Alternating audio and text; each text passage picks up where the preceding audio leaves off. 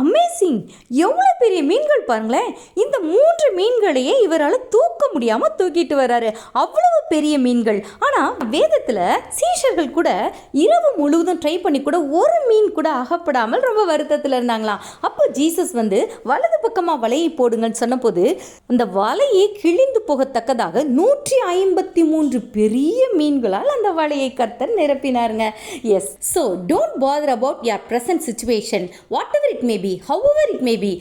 எதுவுமே இல்லாத சூழ்நிலையாக இருந்தாலும் பரவாயில்ல, ஜீசஸ் சொன்ன வார்த்தையின்படி நாம் செய்யும்போது பெரிய பெரிய ஆசீர்வாதங்களையும் நன்மைகளையும் செய்ய அவர் போதுமானவராக இருக்கிறாருங்க. அதனால தான் ஜீசஸ் சொல்கிறாங்க, ஐ am the way, I am the truth, I am the life, I am the gate of your fruitful life.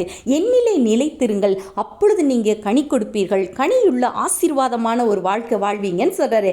So let's abide in Jesus Christ and follow his words and live the victorious life. God bless you.